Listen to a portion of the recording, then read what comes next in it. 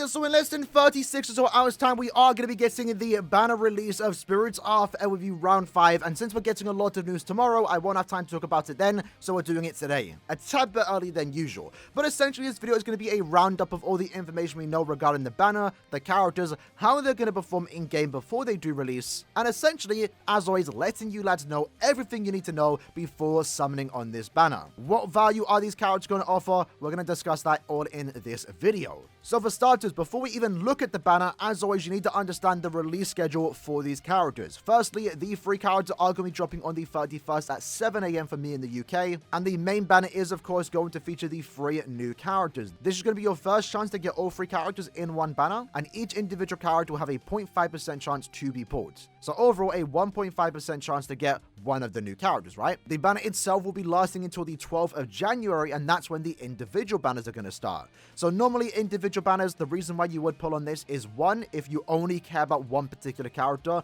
Let's say, for example, you have no interest in Sajin or Kaname, and you only want Toshiro, but you're afraid of getting shafted. Well, the best chance you're going to have at Toshiro is going to be on the individual banner, as he has a 1% chance to be pulled here instead of the 0.5% chance on the main banner. But obviously, the difference here is that you're only going to be going for Toshiro. You can't potentially pull Kaname or Sajin. Additionally, another reason why you would pull on the individual banners is trying to go for dupes. Maybe you need one more Sajin to get in 5-5, well then your best luck is again going to be in the individual, where you have a double chance to get that. And at the same time, the individual banners, since they are scheduled throughout the entire month, it's a lifeline. If you potentially get shafted on this particular banner, and you still really want Toshiro, Kaname, or Sajin, well then your best chance and last chance for 3 or so months is going to be on these individual banners. I myself did it back when Thousand Year Blood were around 16. I spent 5k on the main banner, walked away with nothing, and had to try and get my hands on those characters through the individual banners, and I got both Ichigo and also Uryu. Could have potentially got Chad, but didn't bother going for it. So those would be the main 3 reasons why you would summon on the individual banners, but I know, as always, like myself, we're all going to be summoning mainly on the main banner because that's the first chance to get them. Who has patience to wait like 20 days for Toshiro?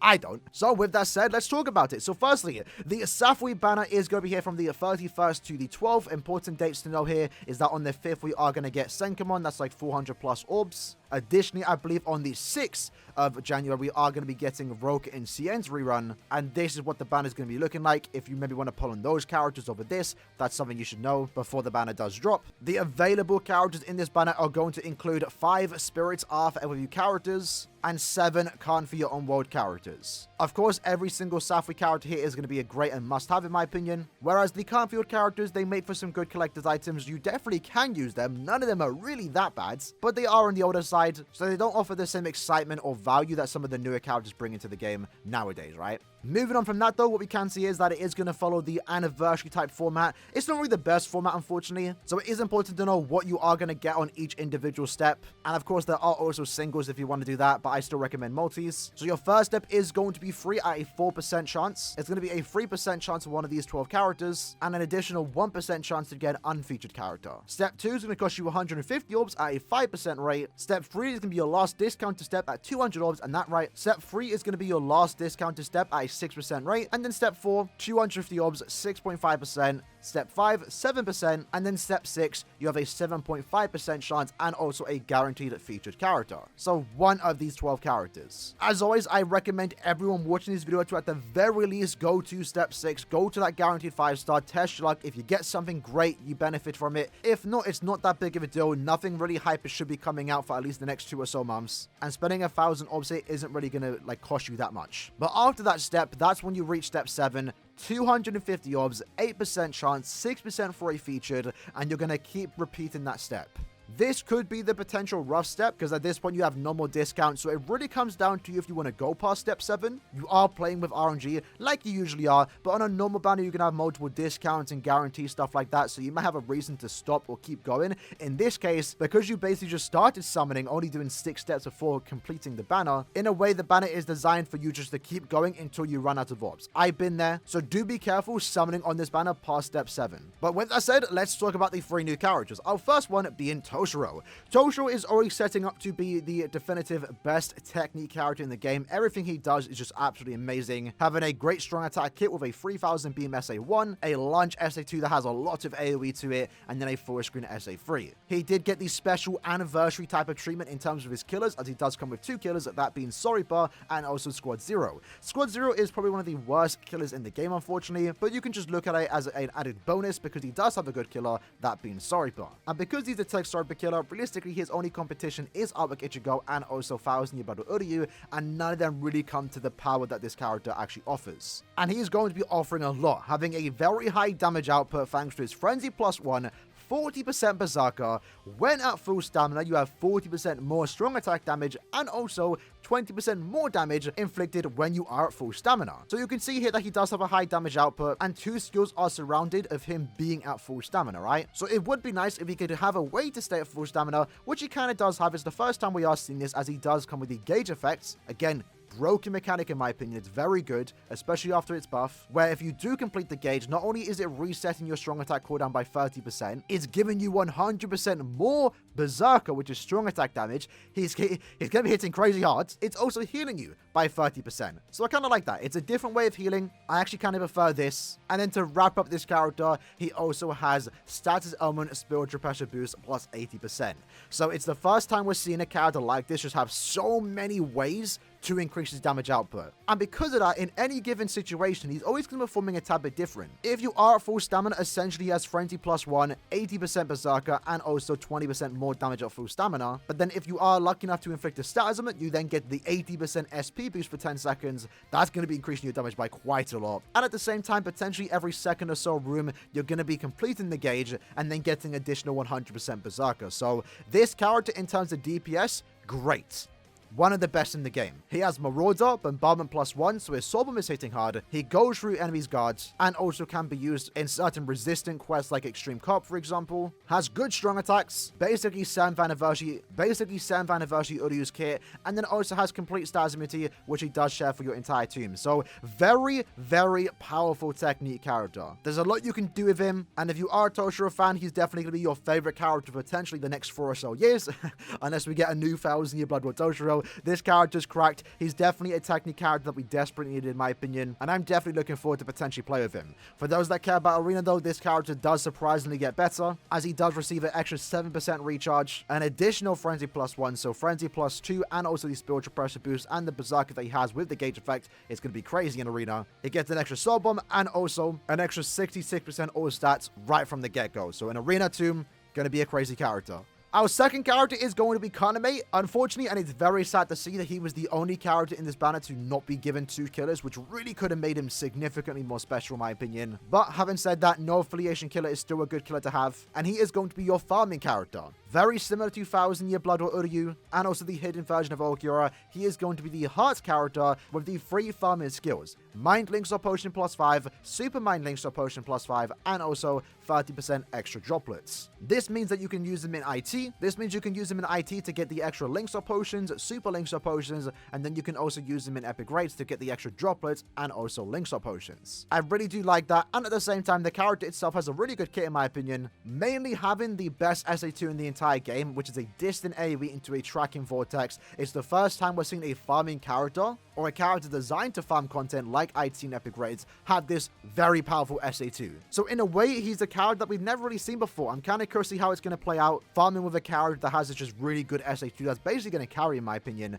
especially with Frenzy +2 that's going to over increase the chance to inflict status elements, which is kind of what he does want to do because you want to use him in IT. Having said that, unfortunately, he himself does not have an increased way to inflict status elements, which really would have been the icing on the cake, in my opinion. But other than that, with the guard break and hitting an enemy skill, an extra 20% strong attack damage, which he does give to your entire team, and also the first time he's increasing every heart character's movement speed by 30%.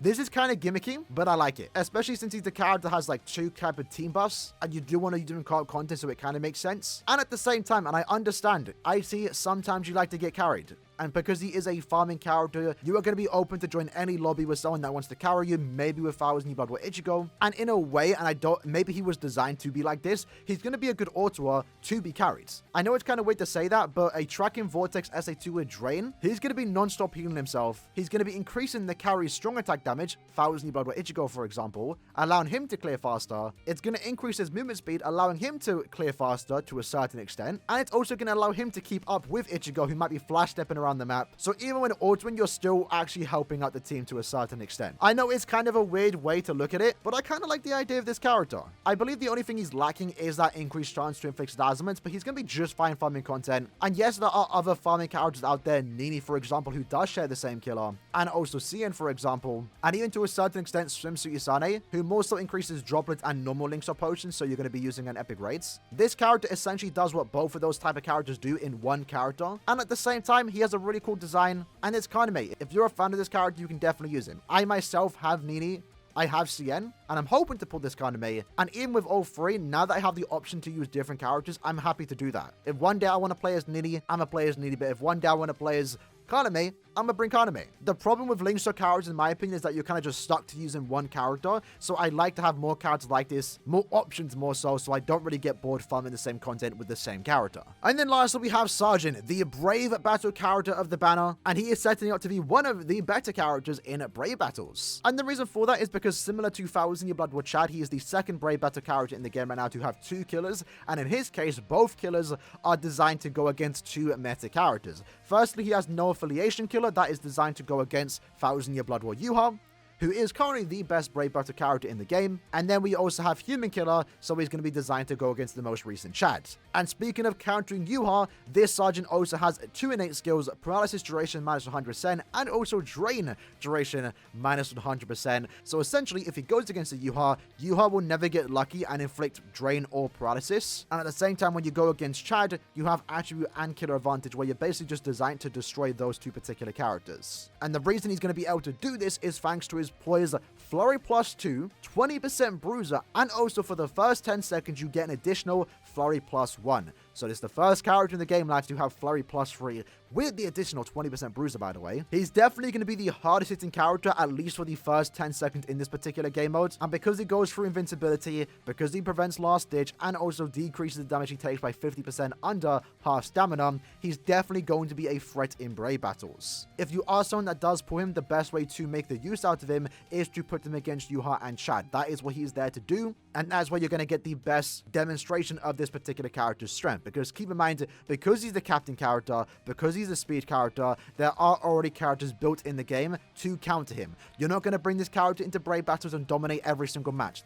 Brave battles isn't like that anymore. And I don't want the same thing to happen every time a new brave battle comes out ever since Yamamoto. People said the same thing about Kenny, Yuha, Chad, and also Kuroshiki, where they expected to run into brave battles and destroy every character with that one particular character, and then they get disappointed. Understand how to use this character, who to put him against, and you're going to have a good time. For those that are worried about this particular character, bring Kuroshiki. He has Attribute and Killer Advantage. 6th Anniversary Aizen is of course going to absolutely dominate his character, as with every other non-invincible character. And also Oko, a premium brave battle character, which you might eventually get duped out in the future, is going to absolutely clap this particular character. So Sergeant is going to be a great brave battle character, but understand he isn't going to be invincible. There are characters already in the game that are going to do quite well against him, but if you put Sergeant against Yuha or Chad, you're going to have a pretty good time and guaranteed to kill them essentially. And at the same time, Flurry plus 3 with 20% Bruiser, we've never seen that before, so he might generally just go and decimate any person he goes against, and we'll see how he performs in brave battles when he does officially release.